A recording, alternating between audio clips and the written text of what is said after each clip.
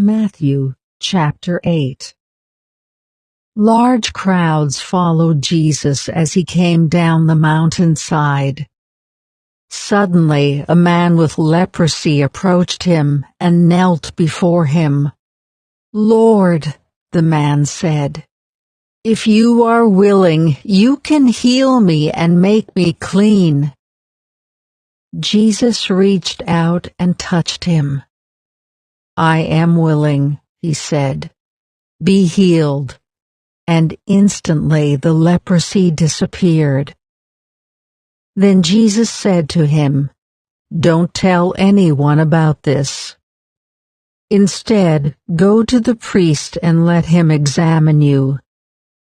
Take along the offering required in the law of Moses for those who have been healed of leprosy. This will be a public testimony that you have been cleansed." When Jesus returned to Capernaum, a Roman officer came and pleaded with him, "Lord, my young servant lies in bed, paralyzed and in terrible pain." Jesus said, "I will come and heal him."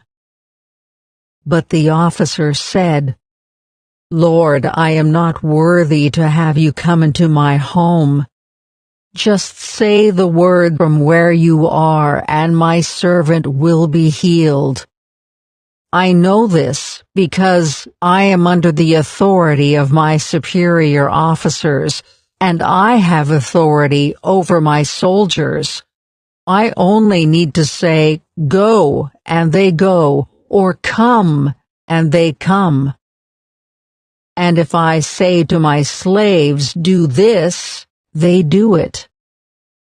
When Jesus heard this, he was amazed. Turning to those who were following him, he said, "I tell you the truth. I haven't seen faith like this in all Israel.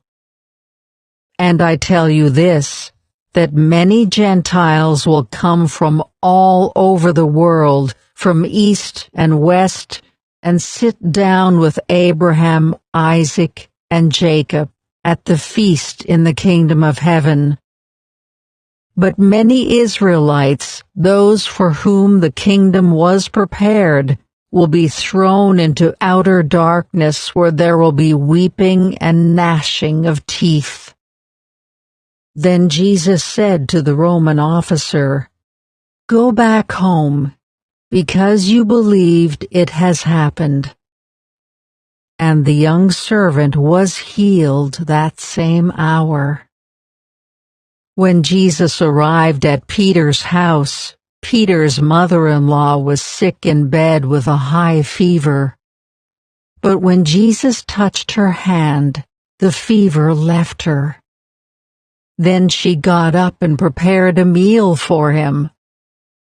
That evening, many demon-possessed people were brought to Jesus. He cast out the evil spirits with a simple command, and he healed all the sick. This fulfilled the word of the Lord through the prophet Isaiah, who said, "He took our sicknesses and removed our diseases." When Jesus saw the crowd around him, he instructed his disciples to cross to the other side of the lake. Then one of the teachers of religious law said to him, "Teacher, I will follow you wherever you go." But Jesus replied, "Foxes have dens to live in, and birds have nests, but the Son of Man has no place even to lay his head." Another of his disciples said, "Lord, first let me return home and bury my father."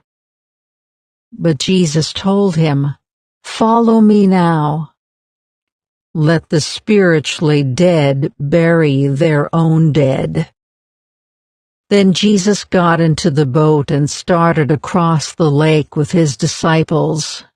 Suddenly a fierce storm struck the lake, with waves breaking into the boat but Jesus was sleeping.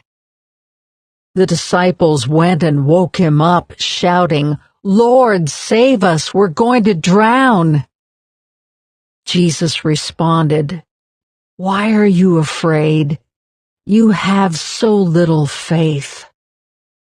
Then he got up and rebuked the winds and waves, and suddenly there was a great calm. The disciples were amazed.